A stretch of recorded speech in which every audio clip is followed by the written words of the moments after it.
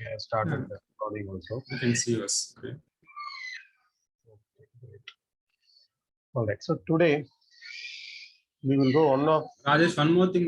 You told you were going to share that documentation. What are the topics we are going to cover in future? which one? The Word documentation. What you Yes, have. yes. Yes. Actually, I'll send it today. There is some correction to the documentation. I'm doing that. So today you can expect that by tomorrow. Yeah, sounds good. Today we will go over one of the very fundamentals of Java. The reason I'm taking at the end is I don't want you to stick on to this as like a major thing. This is very basic, but this should be the one which should have been taught first. But the reason I'm taking is this. If I take this, you will think that only this is Java, and a non-IT person will get stuck in this. But now you'll understand what it is. This is very basic. The data types. Already we have used data types. What we have used, we used double, we used int, we used string. What else we used? We have used array, Float. float, capital integer. There is something else also, boolean, we have character. So out of this, we will be splitting as we have something as primitive data type and non-primitive data type. There are around 7 primitive and 7 non-primitive. Primitive data types are the inbuilt data types which is provided by default. So you can see the slide now. I'll increase the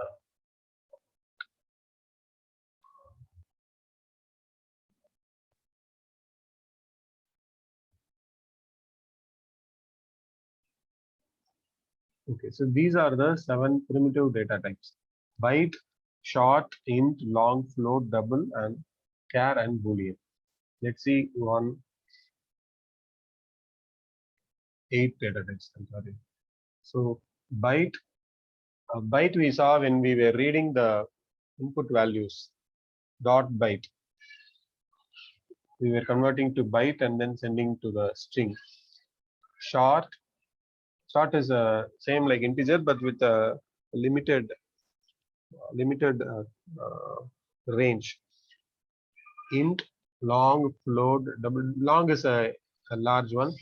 Float is for decimal. Double is also for decimal with large value. Character means single character. Boolean is true false. So the declaration is same. We give byte.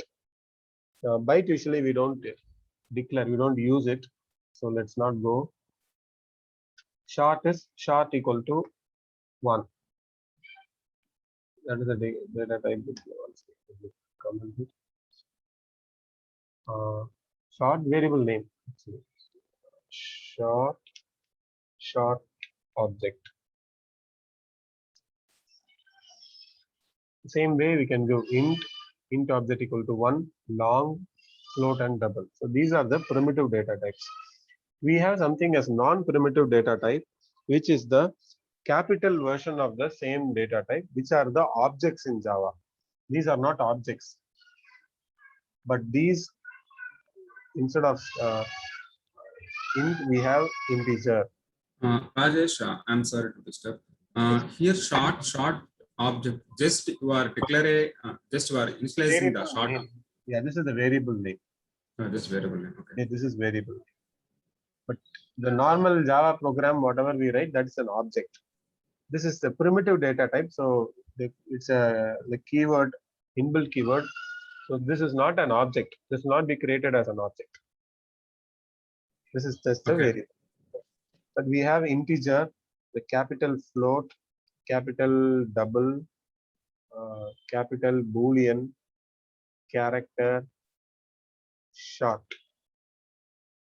These are all the non-primitive data type, which means these are the equivalent object of these primitive data type. So nothing major to worry, no, not a big concept. Let's see one example. just understand that this is not an object. These are the variables, primitive data type. These are objects, equivalent object of that. So we have an, let's say we have an integer. I'm giving as a primitive data type 9. I'll sys out the variable. I need a variable name, right? So number 1 equal to 9. Rajesh, that int, long, float, double, those are primitive data types, right? These are all primitive or inbuilt data types. Okay, primitive or inbuilt. Okay. Primitive. Now you are going to explain. So the same thing with one example. Okay. We have few like couple of concepts here. So I am creating one primitive data type as 9. I am trying to print it. Nothing major. This will print 9. Internal. I mean, as a user, you don't see any big difference. Just that you should know this. That's all. You ignore these two. These are coming from different part at the bottom of the program. So 9 is printed. Instead of this 9, I can also give integer. This is an object. So integer object equal to 9. This is also allowed.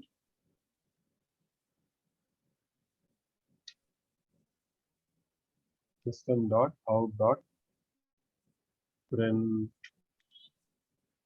ln. Print ln means new line. That's all. You have print also. If you give print, it will print next to this line. It will print in the same line. It will print 9-9. 9 space 9. Okay. This means this will print this and this will push the cursor to the next line. Here I should go print. If I here also I'll do print. This means the cursor will stay here itself for the next print statement. You should give 9-9. That's all it is. Not a big change. Again, you can go to the documentation and see what is the print statement. Where it will be, the print will be inside system dot out dot println. Let's go to the documentation and see it. What's the difference, Rajesh? The println. You see here, I have given print. Print. In both the cases, I have given println, correct? Yes. Here, printing 9. Let's say the second variable is 8. I'm trying to, first I'm printing the first line, second I'm printing the second here. It's printing in next line. First line, 2 different lines. If you see one below the other. The reason is ln means new line. After you this variable, you push and go to the next line. That's what this means. If I don't do next line, what this means, after you print, don't go to a new line, you stay in the line itself. This will print the same line. After printing, it won't go down. Print here. It won't go down. The next is printing continuously. Just for visually understanding, they have this ln. ln means new line. This you will not even use in web application, because in web application system.out.println are not allowed. You are not. You should not use this. Only for learning Java we'll use this out. Otherwise we won't use this. We use the logger only. Log4j. So what I wanted to explain here is, this is a primitive data type and this is a non-primitive or the object data type. And printing here, for us there is no difference. For us it's all same. I give here 9. But internally these are two different things. Before Java version 5, this syntax was not allowed. You cannot assign 9 is a primitive data type. You cannot assign 9 to a non-primitive. That is where the wrapper classes came into picture. I'm not given here. Okay, that is where wrapper classes came into picture. Wrapper classes means we have seen one wrapper classes already. In our Rajesh, you didn't explain about non-primitive. Just you explain the primitive data types, the int, those ones. The non-primitive are just those are. Means I'm explaining now. Non-primitive is just an object. Okay. Yeah, that is what the wrapper class comes. So what is there is something called as a wrapper class, which will convert from primitive to non-primitive. That's what now when as a user, you will not see any difference between primitive or non-primitive. The only difference is in terms of how the data is stored in the program. So primitive means it's an inbuilt, non-primitive are objects. Non-primitive are Java objects. That is the only That difference. means, okay. In terms of memory, in terms of allocating in the stack, in terms of how it is stored in the RAM, that is what the difference is. Otherwise, you don't see any difference here. Okay. The reason I'm telling is you have to know this. That's all. So, how do we convert from a primitive to non-primitive data type? Let's say this number 1 is 9. If I go here number 1, this is getting converted to non-primitive. This is a primitive and this is a non-primitive. It will convert to primitive to non-primitive data type. This is possible only after Java 5. Before Java 5, there was something as wrapper classes. We have used this. We should call integer dot parse int of the primitive data type. This is how we should call before the change number 1 to string. Yeah, this is removed now.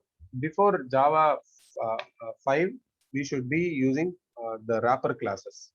For every non-primitive data type, there used to be a wrapper classes to convert primitive to non-primitive. If you are too much confused, just leave this. The only thing you should carry on from this discussion is there are two data types in Java.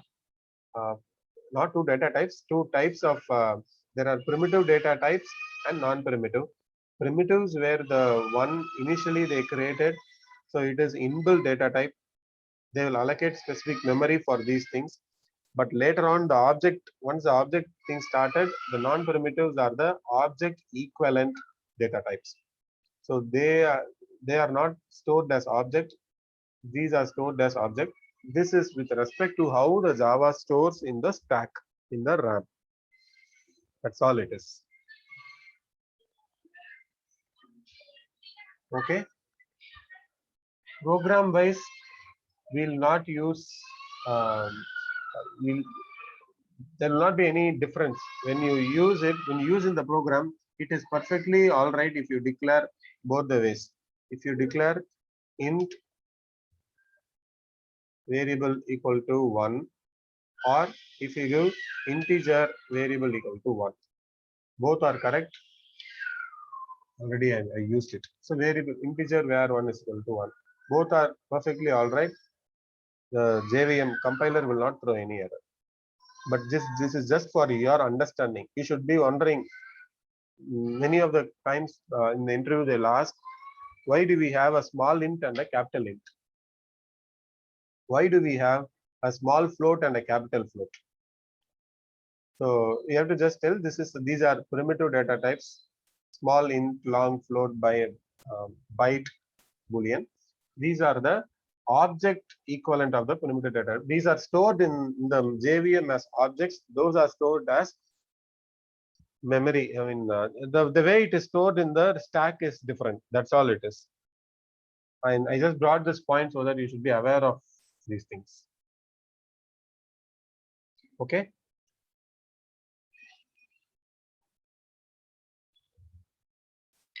Even float equal to not float. Let's take boolean. Bool equal to true. This is allowed. Even if you use boolean bool 1 equal to true, this is also allowed. So as a developer, there is no change for you, but you should know this concept. That's all. Clear with this? Yes. Okay. That's why I didn't start initially, because there might be some issues. I mean, you'll be sticking on with this itself, and it would be difficult to come out of this. I'll just erase this. No need. So data types, and there is something as auto boxing and auto unboxing. I forgot to tell that. So Here, if you see this line, just focus on this line. 26, the row number 26, what I am telling int primitive data type, number 1 equal to 9. And in 27, what we are telling, non-primitive data type integer object equal to primitive data type. So we are assigning a primitive data type to a non-primitive data type. Internally, the compiler will convert primitive to its object equivalent as like this. This should be, how do we create an object in Java? Class object equal to new class, correct? This is how we should have created an object, correct? Yes. But we didn't do like this. What we did, this we gave, the object we gave, equal to we gave, instead of new integer of 9, we are just giving directly the primitive data type. What the compiler will do, it will execute this line internally and it will pass the 9 here. This is called auto boxing. Automatically converting from a primitive data type to a non-primitive data type by the Java compiler is called auto boxing. The reverse of this is auto unboxing. Could you repeat the statement, Rajesh? I didn't get you. The process of converting primitive data type to non-primitive data type by the Java compiler is called auto boxing. Here, Okay. yeah, technically the object should be created using this only, correct? But we didn't use the new keyword, and we are telling that this is an object, which means internally this is getting executed by the compiler. So this is called auto boxing. What is auto unboxing? Reverse of this. Converting a non-primitive data type to a primitive data type. So let's have a non-primitive data type. Non-primitive integer equal to 11. We have an integer, primitive integer equal to non-primitive. If we give this, what we are doing? We are converting a non-primitive to a primitive. There is no compilation error. The Java will internally convert. This is called auto unboxing. Boxing means you put something small into an object. Unboxing, you take out from the object and convert to a primitive data type. These are few keywords. But you will very rarely use this. I am almost I have not even used in any of the major projects these things, because there will not be any necessity. This is actually no use. You can do everything with this itself. So there will not be any use of converting a primitive to non-primitive or a non-primitive to a primitive.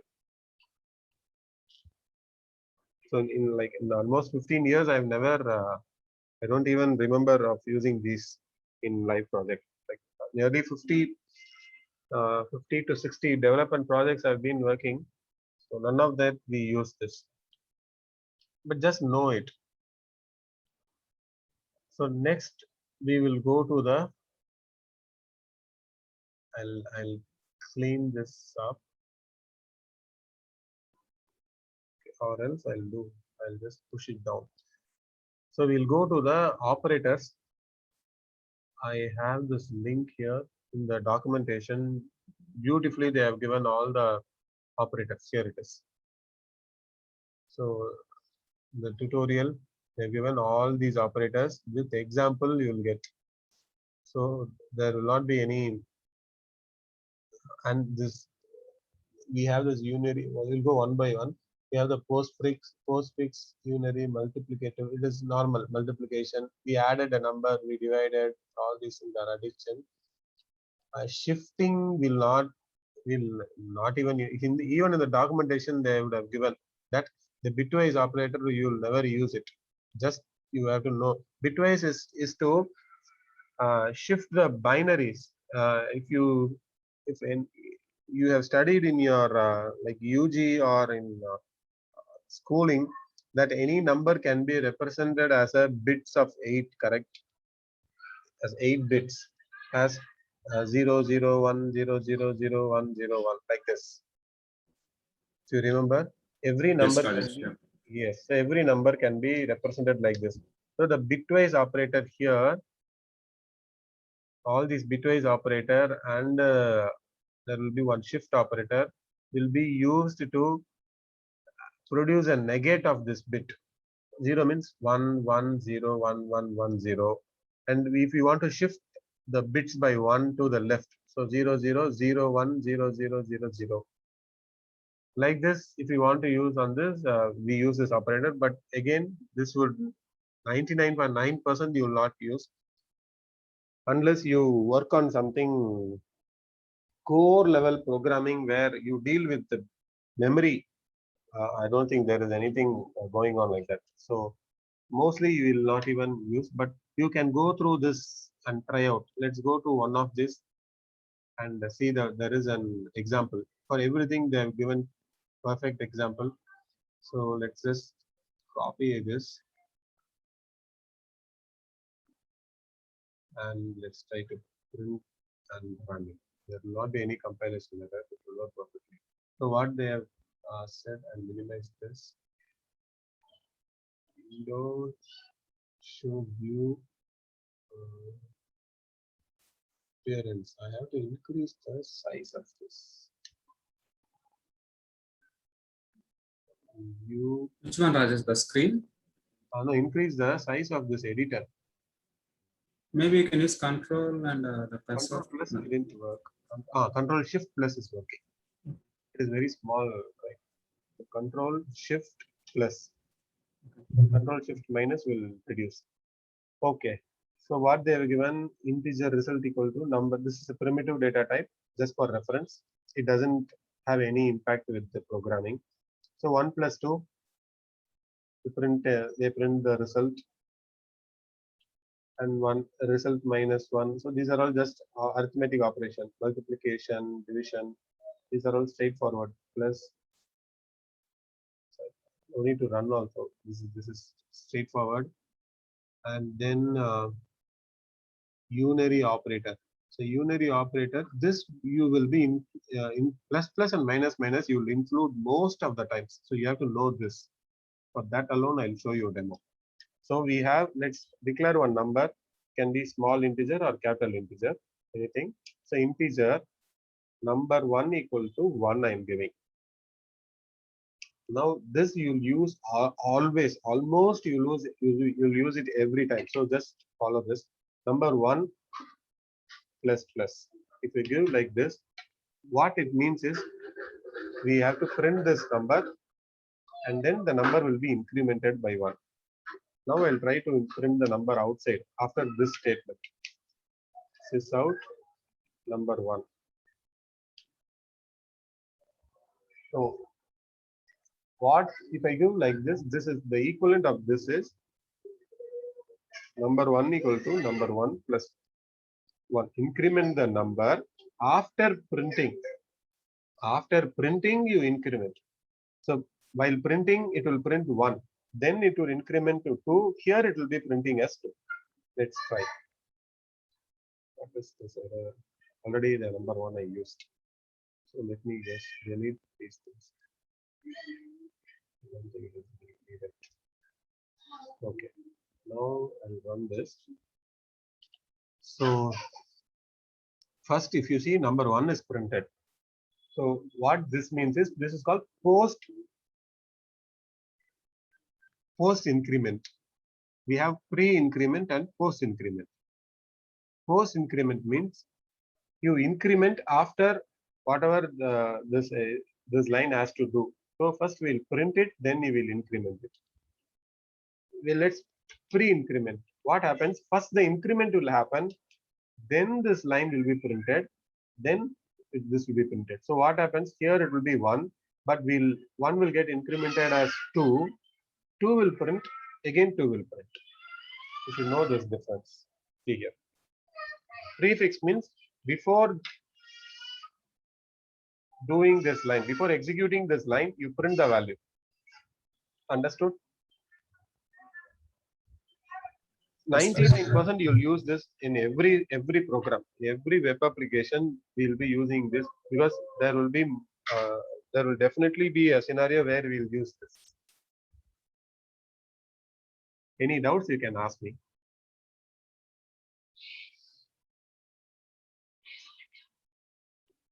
This will be the same way. We will use the post decrement and pre decrement. Let's say the number value is 5.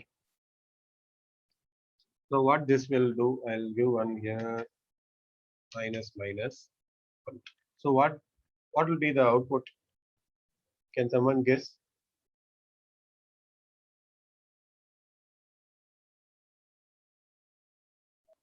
What this will print here? 2. 6. The number 1 is 5, right? Yeah. Yeah. Okay. Plus 5. 6 it will print. Here Here also 6. 6, correct. Here 4 maybe. 5.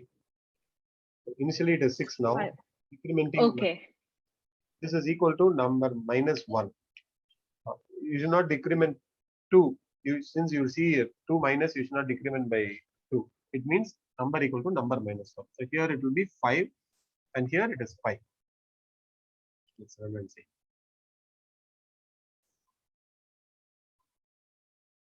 6, 5 and 5. So we have this post increment and pre-increment. This is called the unary operator. This is a logical operator. This also you will use it always. Let's say int flag equal to true, not flag. True means it will be boolean. Bool. So boolean flag equal to true. I'll try to print this value. This out flag. If I run it, it's going to print true. Now there is an operator with exclamatory mark. I will just put an exclamatory mark of this boolean. Now I will print it. Here it should be true, then it should be false. You will always use this. You will definitely use this. Without this operator, none of the while loops or for loops can exist. So 100% you will use this operator.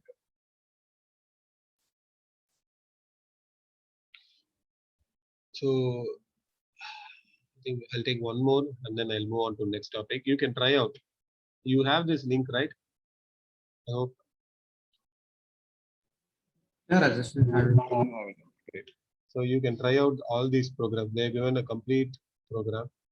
So this is equal to, not equal to, okay, equal to there. I have to show you something because what developers do is there will be a mistake here. I'll push everything down. Let's have integer, not integer, let's have string name equal to ABC. Okay. Now I want to, every time we are printing this out, I'll give inside a loop. So if name equal to ABC, then print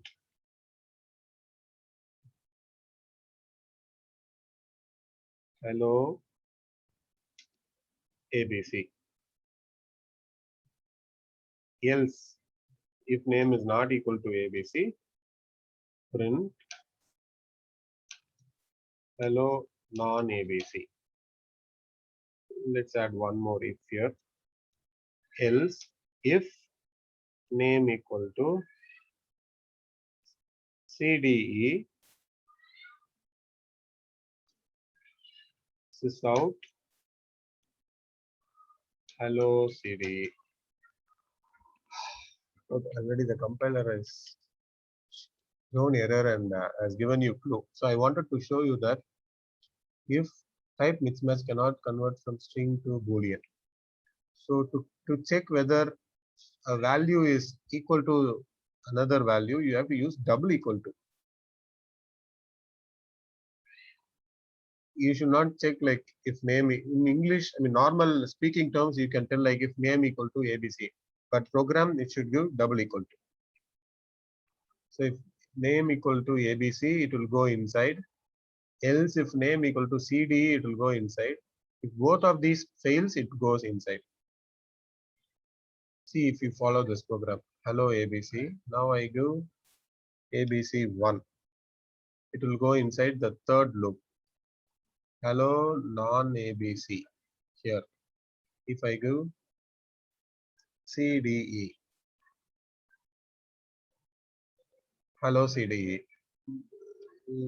I give small CDE. What should happen?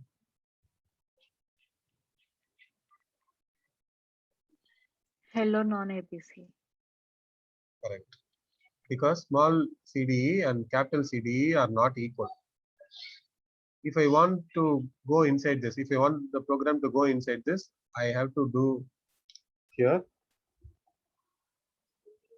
name dot equal ignore case.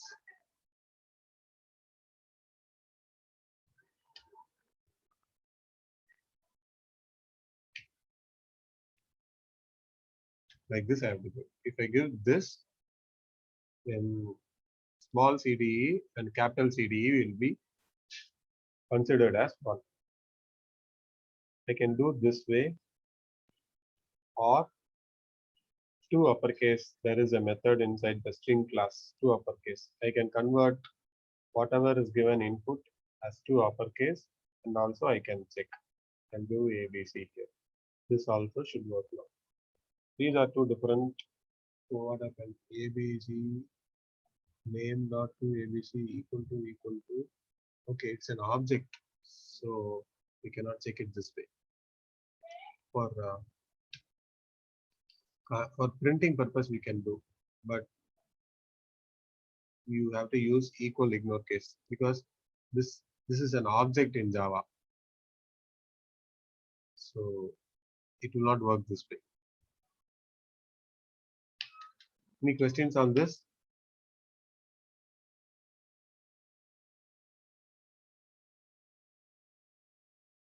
What is wrong? Rajesh, ninth line you are writing now, right?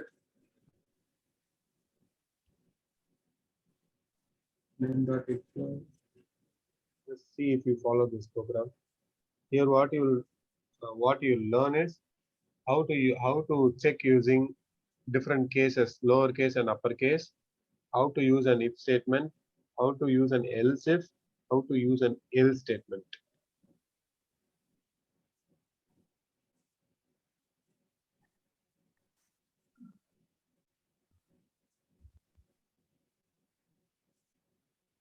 I didn't get the ninth line. If name dot. If name is,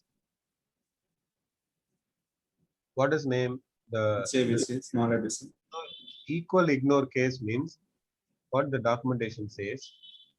Compare this string to another string, ignoring case. Case means lowercase or uppercase, capital letter or small letter. Ignoring the case, compares this string with another string. If the two strings are considered equal, ignoring the case, if they are of the same length and corresponding Unicode, this is how the logic works internally. So Unicode points to the two strings are equal, ignoring the case. So what they tell is you ignore the case of this variable and this variable, and then compare and see if they are true. This is success. It will go inside. Okay. Gotcha. Okay, if this is clear, I'll move to the next case statement. The same if else will take. We can write it using if else, or we can write using case. So name is ABC. I'll do ABC. If it is equal to ABC, I have to do something. Instead of that, what I can do is I have something as switch.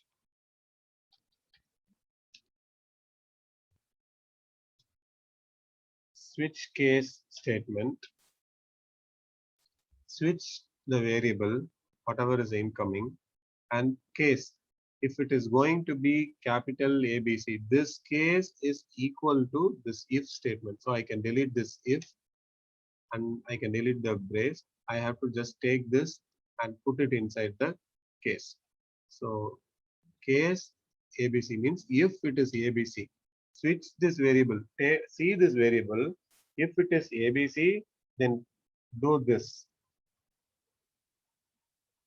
If it is one more case, if it is CDE, CDE, then hello CDE. So this else if is gone. Else is the last thing which will come if nothing is passing. So that is the default.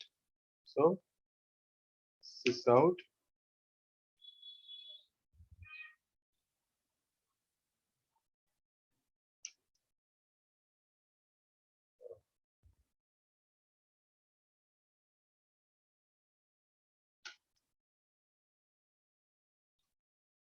Else.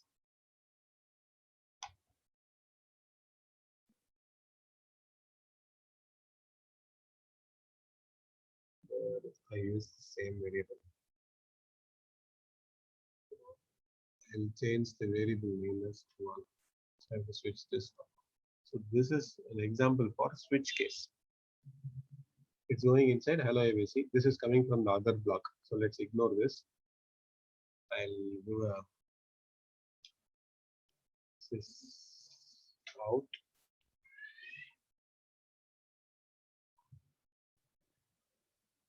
Okay, it's coming from first is done. Now if I change to CDE, the second switch case will work. And if I give something else which is not there, it is going to fail. And it's going to go to the else block. Yes. Any questions so far?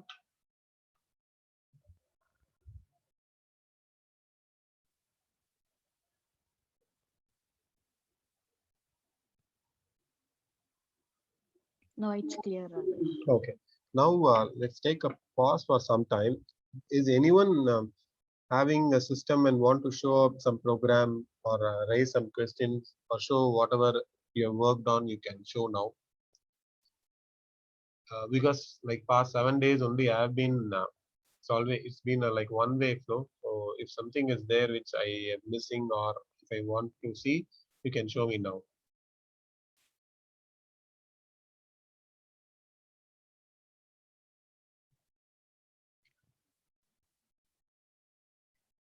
Is anyone having like any like program to show like whatever you have worked out?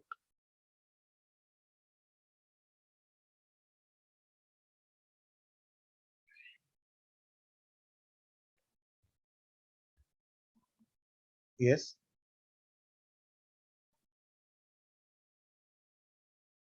Okay, not for today. Yeah. I'm sorry, Rajesh, I didn't get you. No, I asked like if anyone is having any program to show now and ask some questions or just show me like whatever you have worked till now. Do you have something to show? I'm good, Rajesh. Just I'm following the videos and I will get back to you when I have any doubts. Okay. Others? So I hope. What about others? Everyone are good? Rajesh, and one more. Yes. I'm sorry, guys, please. Yeah, continue. Rajesh, and one more thing, this core Java, these are things, right? What you said before, the class and these are the things and that one. And the topics what you covered, and if you are good with us, if you practice well and good, we are good in core Java, right? Correct. Okay. Core Java, the like main questions in terms of, let's speak in terms of both. In terms of advanced Java, when we move to advanced Java, what is important from core Java? What we'll be taking, that we'll speak. And when you go for an interview, when you tell like you know Java, what are the basic things you are expected to know? So both we'll speak now. So when we go to advanced Java, it works this way.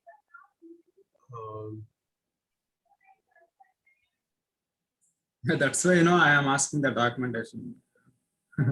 Which documentation? Yeah, the word what you have.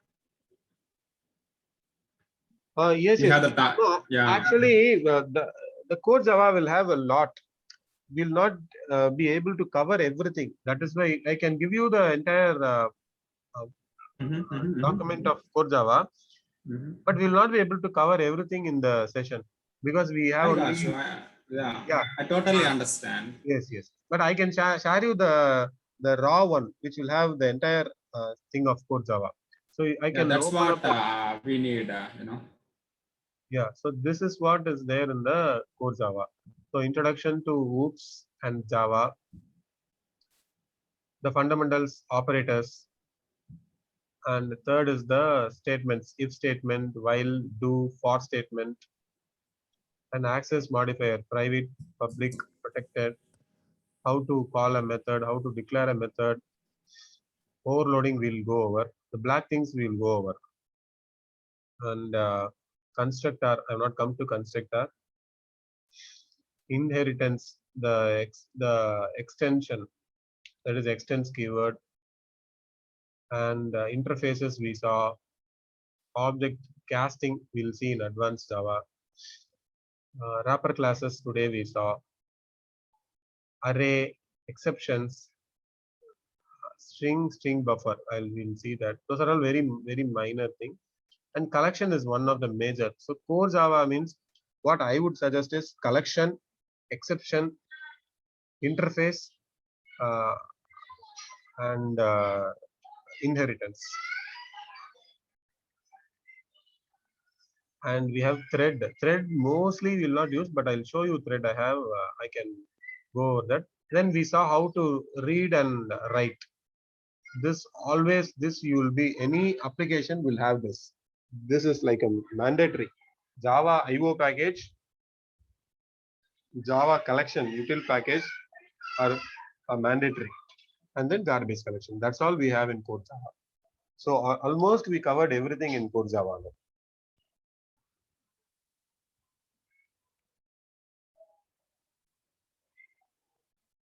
So in terms of advanced Java, what we'll be taking from the core Java, what we'll need to know is this one. Because advanced Java, the way advanced Java works is, I'll draw one quick diagram here, so you'll know better.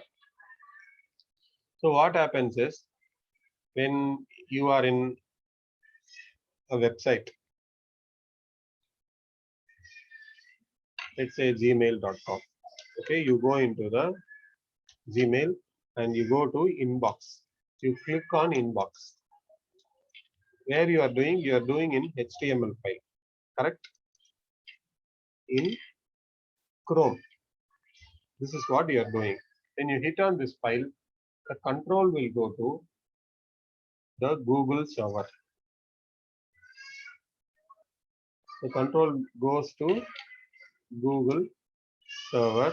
In the Google server, there will be a Java program, assuming there will be a Java program running. This Java program running will not be, it will be actually a main program, but it will not run like as we are doing now. It will be running inside a web container. This is what advanced Java is. We call it either as a Tomcat or JBoss web container. Inside the web container, the main program will be there. Inside the main container, I will draw one more. The main program will be there. The control goes inside the main program. From here, it will fetch your inbox emails. For this, it needs to go to the database. The database will be there in a separate server. So now what happens? The control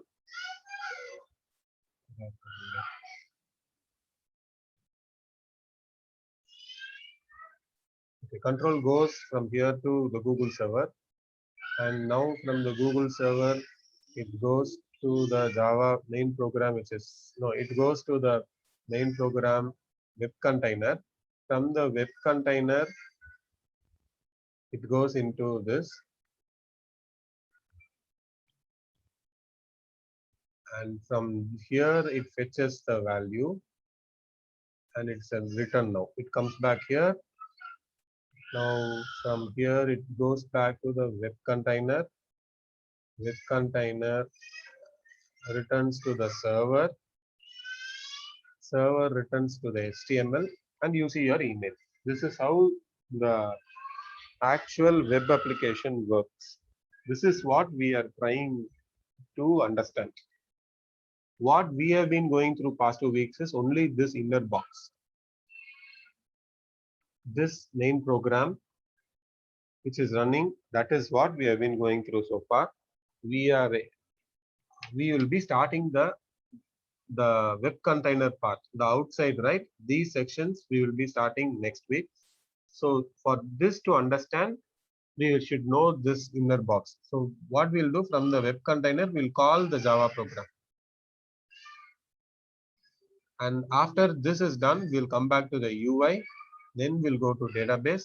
We'll complete one complete circle of the web application, a simple web application. This is what Yeah, it really sounds good. Because actually, in my current project, we have a lot of applications. You guys are using Java, okay. and I'm not that much familiar with Java. I'm good in DevOps, but my position is Java with DevOps. Okay. I requested my employer, if you guys give Java training to me, I'm good to work in the current project. That's the thing, I'm more curious to know this Java things. I'm Okay, asking the each and every part. Okay. Good. Yeah. So once this is done, you can simultaneously. So you can set up your own project. What I would recommend or suggest is, every one of you who wants to like go into the Java, you have your own project in mind. Get your project ready. Like, I'll build one contact application. I'll have one page.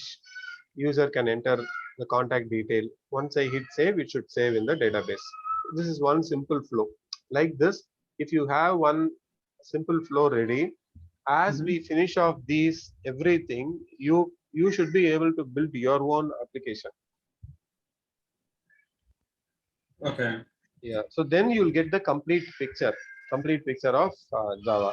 So whatever we have gone through so far will be used in the web container. When we write the web container, we will be writing a for loop inside. We will be extending a class. We will be implementing a class. We'll call the array list. So all these will be called from the web container.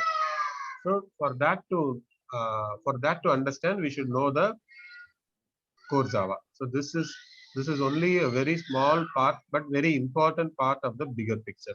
Now you understand the whole picture, right? Where we are. Yeah.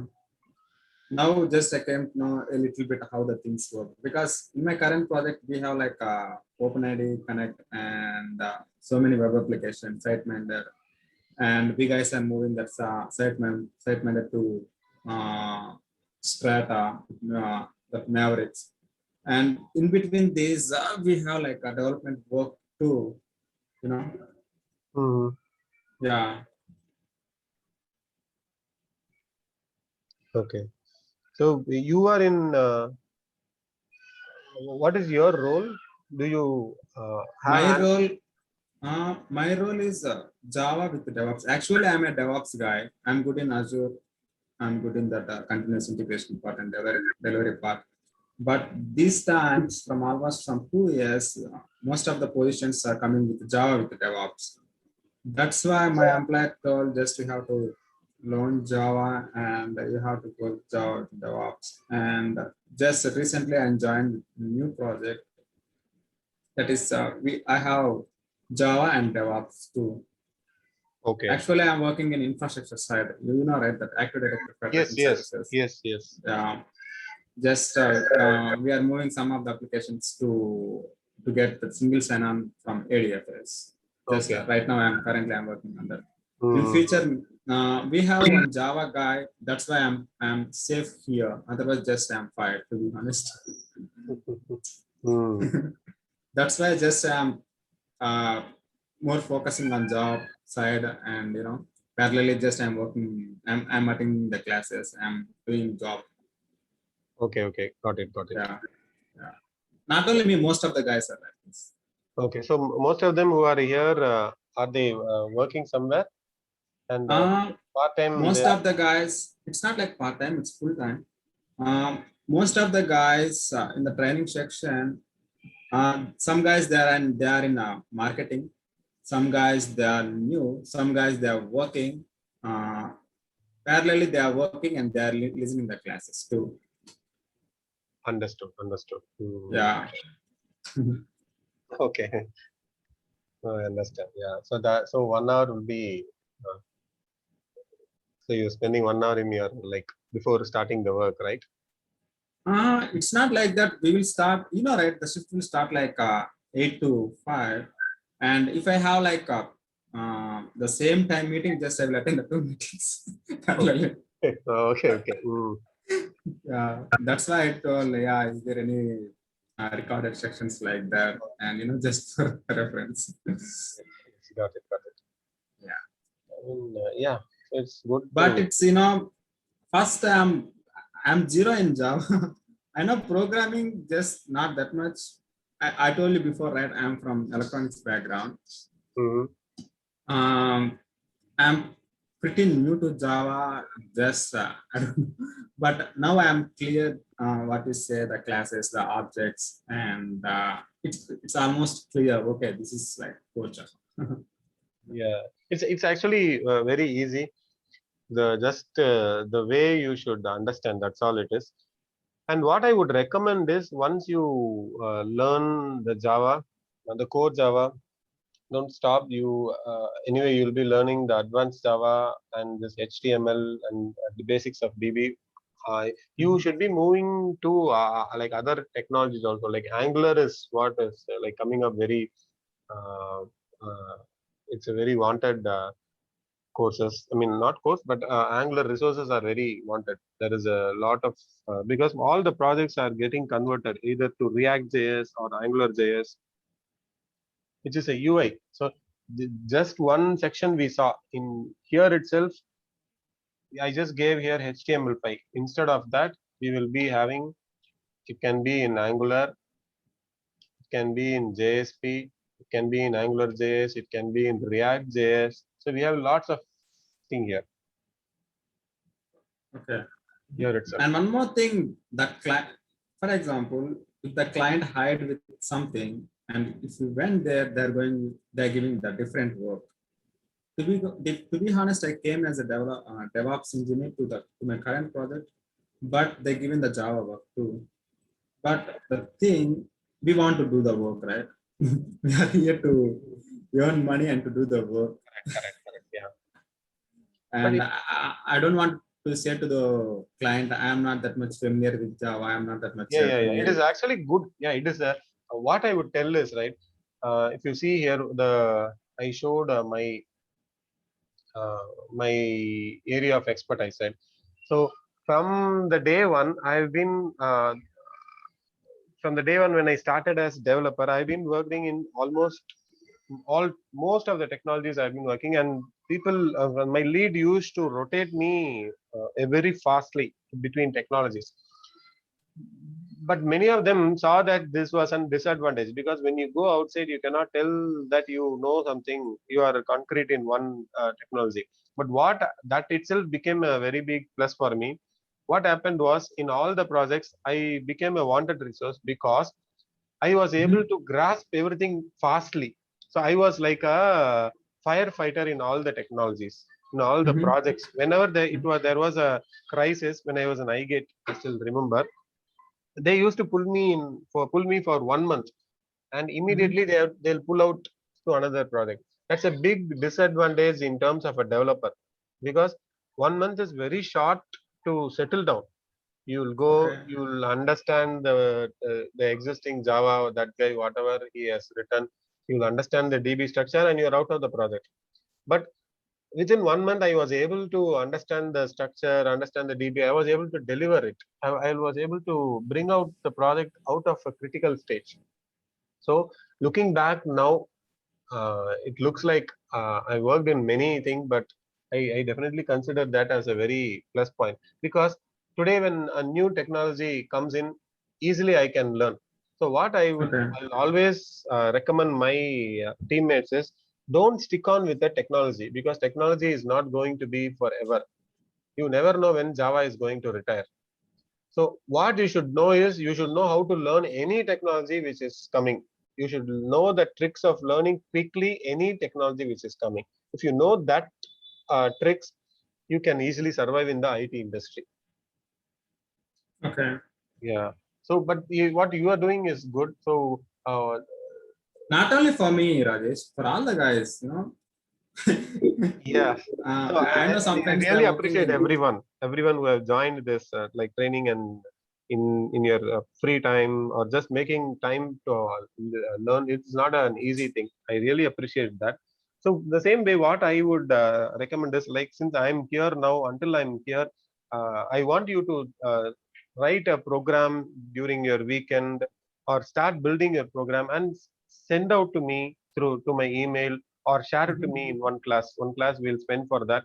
I want everyone to show me some hands-on. Only then there should be someone to hold you and say you that, okay, this is what you are this is wrong. You have to go this way. At least during the initial phase, when I'm here, if you can show me, it would help you in a better way. Because once the training is done, we'll not be able to meet up, or that frequently, right? So that time when you get some doubt, it will be difficult. Okay. So as and when you watch a video, what I will recommend is, you go through the video and immediately you have your Eclipse open, pause the video and start writing the program. You get errors, you learn by errors. That is how you should learn. So core Java is okay, but when we go to advanced Java, until you write when you look something, right, it will look like, okay, everything is clear. But when you start writing a program, only then you will find it difficult. The output will not come. You'll miss out something very small. You might not know how to run. Those minor things are there. So to everyone, that's the only request I'll have. Just practice this and share it with me. Like just 5 minutes or 10 minutes, you can take turns and share your screens and go through whatever you have done. Because Yeah. from the advanced Java, it will be very speed. We'll not go over for loops. I'll not go over creating an integer or extraction. I mean abstraction, extends keyword, implements keyword. All those things we'll not go over, because advanced Java has more of it. So we'll go over in that phase alone. Yeah, sure. It will be helpful for you definitely. But it's a very good thing. I really appreciate you guys taking out and reading things. So we'll wind up the session with just one concept I have, which is the string and the string buffer. This is something always you'll use. So when I tell like you'll use, always just note it down and give importance to it, because out of my 15 years of experience, I am telling you'll. So those things you have to definitely focus on. So we have something as string and string buffer. String is an object. When I tell object, you have to immediately, what should come in your mind is, string is a class. We are creating an object. So object means string value equal to new. We can create string like this. See here, these are things we can give like this. Or Java has given flexibility of not using the new keyword and just giving the string keyword as the state. Okay, so this is a string keyword. I'll print out this. what will be printed? Thursday will be printed. Now, what I am telling is, you have to don't print Thursday alone. You print that Thursday is beautiful. How will you print? I want this to be printed. What can we do?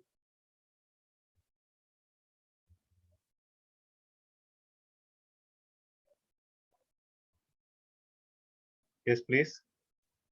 No problem if it's wrong. Just try out. We want just the Thursday is beautiful. I want this alone.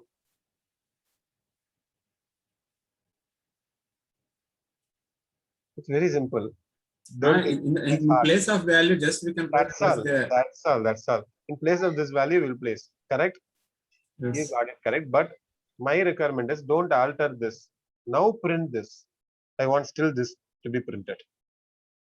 You should not change this. This is the initial value. I cannot change this because I can also print tomorrow. Thursday is hot. I can print this. Or Thursday is cold. I can print this. So I cannot change, I cannot place this every time here, correct? So Thursday is Okay. constant. I just want to add is beautiful, is hot, or is cold. So what we do is, there are two ways to do this. One is Java has provided one option of concatenating value equal to value plus is beautiful. If I give this and now I print the value, it will print Thursday is beautiful. Understood? It's straightforward. Now I'll add one if condition. I'll give one string type. I'll give here beautiful. Here I'll give one if statement. If type is equal to beautiful, then print value equal to value. If type equal to what is second? Hot. If type equal to hot, then is hot. If type equal to cold, then print is cold. Got it? Then what will happen? Based on the type, you will add. This is called appending. Appending a value to string. If I give cold here,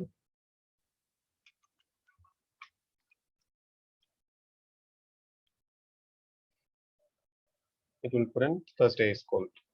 Got it? Easy, right? Yes, Rajesh. Yeah. But don't use this. Never use this. Rajesh, Yes, please. yeah, like as you told, like value is equal to value plus is equal, like you're concatenating, right? Instead of that, if it's a single statement, you can just directly keep that in system.out.println, right? Like you can just concatenate even in that last final output also, right? Yes, you can. What you are telling is instead of this, I'll go here like this, correct? Yeah. Yes, this is perfectly correct. But only the reason I am not giving here is I want the sysout to be a generic. If I give here every time I have to change inside. Meaning if there is something else like okay, I'll show you. If I want to add something else in the sysout, like output is, I want to give this. What will happen? Only here it will come, but here it will not come, correct? Every time I have to copy and add to all the sysout. So it's just a programming practice, but whatever you said is perfectly correct. You can definitely give it inside the sysout. But just as a programming practice, we'll not repeat the statements. If something is repeating, we'll put it to the common place. Okay. Yeah, okay. Okay. Now, but don't use this. So that's what I said was, this is a concatenation. This works perfectly, but never use this in your life. Never in your programming use it, because this leads to a biggest security threat called SQL injection. This leads to a big SQL injection. So just for your understanding, I gave this. Don't use this. Instead of that, Java has come out with one beautiful object which is called string buffer. String buffer str object equal to new string buffer. New string buffer of Thursday. The same, instead of string, we give it as string buffer. Something wrong. Change to string buffer. Okay, typo. Okay, instead of declaring as a string, where you want to append something, declare it as a string buffer and use the, instead of giving plus plus plus, you give the string buffer equal to string buffer dot append. There is one method as append. Whatever value you want to append, you give it here. This is the most secure way, instead of giving an plus. If you see somewhere plus, you change the code to this way. The developers who don't know that there is an SQL injection, they'll use that type of coding.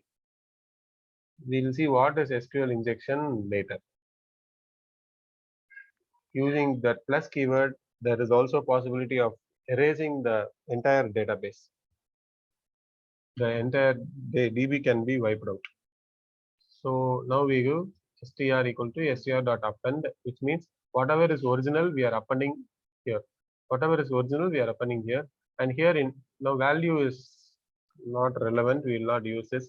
So instead of that, we will use this. But I cannot print this directly. It will throw error. So I have to give str dot to string. Now in this case, it is not throwing, but usually it is not advisable to print the string buffer directly. You have to get the string from the string buffer. For toString, what it is returning, the return type is string.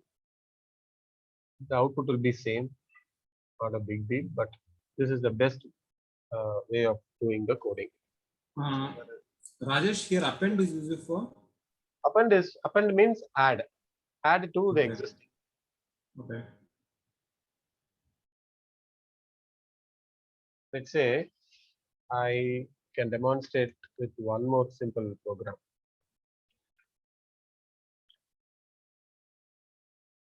String initial equal to a. I'll give a for loop. For int loop equal to 0, loop less than 10, loop plus plus, sys out. I'll not do print ln. Print. Here I'll give a string buffer. String buffer equal to new string buffer. With this, we'll wind up today's session. Initial dot append loop. So what this will do is a will be there. Now loop is 0. So a 0, 1, 2, it will append everything. See here, a 0. What is now the string buffer value? A0. So it's appending A0 and 1. So what is the current string buffer? A01. So it is appending A01 2. A01 to 3. A01 to 3, 4. Understanding this? LL. Rajesh, just it's adding means just skipping side by side. That's all. That's all it is. So append will add to it, add to the original value.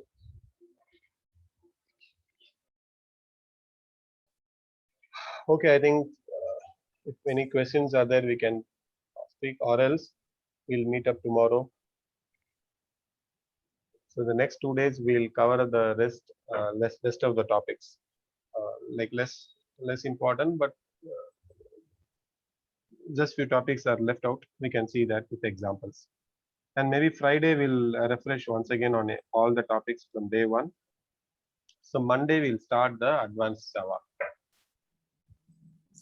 All right, Rajesh. Thank you. Okay. Yeah. Okay, then thank you guys. Have a nice day. Bye.